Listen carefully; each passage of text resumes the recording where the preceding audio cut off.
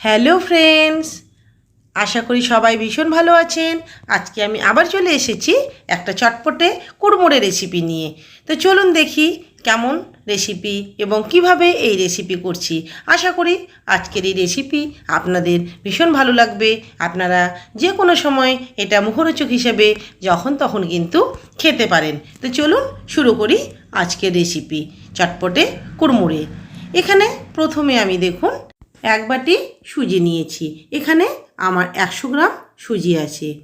এবারে এই সুজিটাকে প্রথমে আমি একটু মিক্সিতে একটু গুঁড়ো করে নেব, কারণ সুজির দানা কিন্তু মোটা থাকে। একটু যদি গুঁড়ো করে নেওয়া যায় তাহলে কিন্তু ভালো হবে। তো দেখুন গুঁড়োটা কেমন হয়েছে। তবু সুজি কিন্তু একেবারে গুঁড়ো হয় না, একটু মোটা মোটা ভাব কিন্তু থেকে যায়। তবে যতটা সম্ভব একটু গুঁড়ো করে নেওয়ার চেষ্টা করবেন। এবারে একটা মিক্সিং বোলের মধ্যে আমি নিয়ে নিলাম সুজিকে ঢেলে, দিয়ে দিলাম সামান্য পরিমাণ একটু লবণ এবং দিয়ে দিলাম হাফ টিস্পুন জিরে গুঁড়ো। এখন এই জিরে গুঁড়ো তার সাথে দিয়ে দিলাম একটু হলুদ, খুব সামান্য পরিমাণ হলুদ দিলাম। এবারে সব উপকরণগুলোকে একসাথে মিক্সড করে নেব। আপনারা যদি চান এখানে কিন্তু আরও অন্য কোনো মশলা দিতে পারেন। এবারে ভালোভাবে মিক্সড করে নেওয়ার পরে দেখুন এখানে আমি দিয়ে দিলাম 2 টেবিল চামচ সাদা তেল। এই সাদা তেলটা দিয়ে আমি এখন ভালোভাবে একটু ময়াম দিয়ে নেব, কারণ প্রথমে যদি একটু ভালোভাবে মেখে নেওয়া যায় তাহলে কিন্তু সেটা বেশি খাস্তা এবং মুচমুচে হবে। দেখুন আমি এখানে তেলটা কিন্তু ভালোভাবে মাখা হয়ে গেছে এবং তেল দিয়ে কিন্তু আমার একদম মুঠো বেঁধে যাচ্ছে। এবারে আমি আরও কিছুক্ষণ ভালোভাবে আরেকটু মেখে নেব। এখন আমি একটু একটু করে জল দিয়ে একটা শক্ত ডো তৈরি করে নেব। খুব বেশি প্রথমেই কিন্তু জল একেবারে দেব না, একটু একটু করে দেব, কারণ তেলেই কিন্তু আমার অনেকটা কিন্তু নরম হয়ে আছে। এবারে এইভাবে আস্তে আস্তে জল দিয়ে পুরো সুজিটাকে আমি মেখে নেব। ভীষণ সুন্দর খেতে লাগে এবং খুব একটা কিন্তু ঝামেলা নয়। আপনারা কিন্তু একবার করে দেখতে পারেন, আশা করি আপনাদের ভালো লাগবে। ভালোভাবে দেখুন আস্তে আস্তে করে একটু একটু জল দিয়ে আমি একটা ডো তৈরি করে নিয়েছি। আবারও একটু সামান্য জল দিয়ে দিলাম, কারণ সুজি কিন্তু ভীষণ জলকে অ্যাবসর্ব করে, যার জন্য আমি আরও একটু সামান্য সুজি দিয়ে দিলাম। ভালোভাবে দেখুন একটু ডলে ডলে একটু মেখে নিচ্ছি। মাখা হয়ে গেলে পরে এখন আমি এটাকে রেখে দেব কিছুক্ষণ রেস্টে। তার আগে আমি এতে একটা সাদা পরিষ্কার কাপড় ভিজিয়ে আমি ভালোভাবে একটু জলটাকে নিংড়ে ঢাকা দিয়ে দিলাম, কারণ সুজি কিন্তু প্রচুর পরিমাণ জল টানে, কিন্তু উপরে তখন ড্রাই হয়ে যাবে, যার জন্য একটু ভিজে কাপড় দিয়ে ঢাকা দিয়ে রাখলাম। এখানে এবারে আমি একটা বাটি নিয়েছি, তাতে নিয়ে নিলাম 1 চামচ চাট মশলা, নিয়ে নিলাম 1 চামচ লঙ্কা গুঁড়ো এবং দিয়ে দিলাম 1 চামচ ভাজা মশলা, যাতে আছে জিরে, ধনে, মৌরি এবং শুকনো লঙ্কা, দিয়ে দিলাম 1 টিস্পুন বিট লবণ। এবারে সব উপকরণগুলোকে একসাথে মেখে নিলাম। দেখুন এদিকে আমি একটু ঢাকনাটা দিয়ে রেখেছিলাম, ঢাকনাটা নামিয়ে নিলাম এবং সাদা কাপড়টাকে তুলে দিলাম। এবারে আবারও আমি একটু ভালোভাবে একটু মেখে নেব। এবারে ভালোভাবে মাখা হয়ে গেলে পরে আমি এখন এটা থেকে ছোট ছোট করে লেচি কেটে নেব। লেচিগুলো ঠিক এমনভাবে কাটবো যেমন আমরা রুটি বা পরোটা লেচি করি, ঠিক সেইভাবে লেচিগুলোকে কেটে নেব। সব লেচিগুলো কাটা হয়ে গেলে প্রথমে আমি একটা করে লেচি নিয়ে এবারে বেলে নেব। এখানে বেলার জন্য তেল বা আটা কোনো কিছুর কিন্তু খুব একটা প্রয়োজন পড়বে না। তবু যদি আপনাদের প্রয়োজন পড়ে আপনারা কিন্তু একটু সামান্য তেল অথবা আটা দিয়ে কিন্তু বেলতে পারেন। এইভাবে আমি ভালোভাবে একটু পাতলা করে বেলে নেব। যত পাতলা করবেন তত কিন্তু কুরকুরেগুলো কিন্তু খেতে ভালো হবে।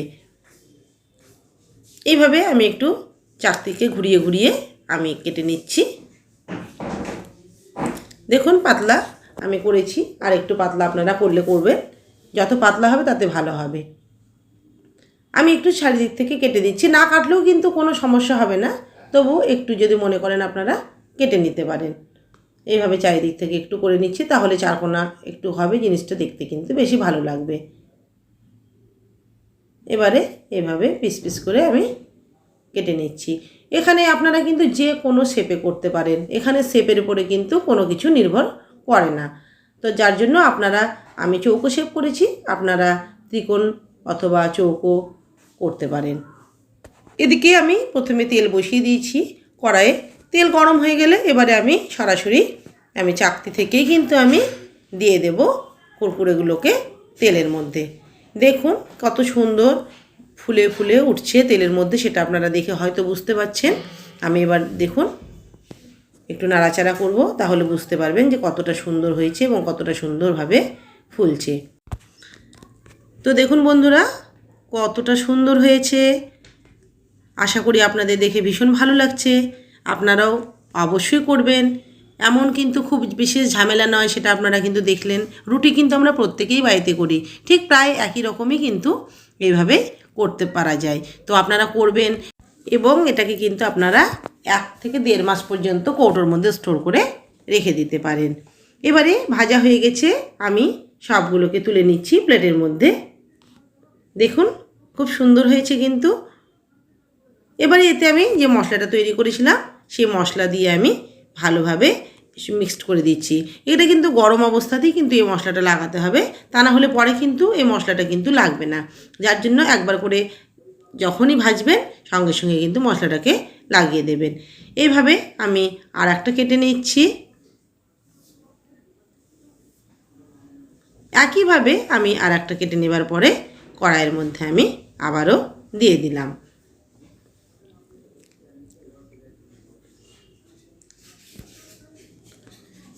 খুব সহজ রেসিপি, ঘরোয়া উপকরণ দিয়ে কিন্তু এই রেসিপি করে নেওয়া যায়। তো আপনারা আশা করি একবার করবেন।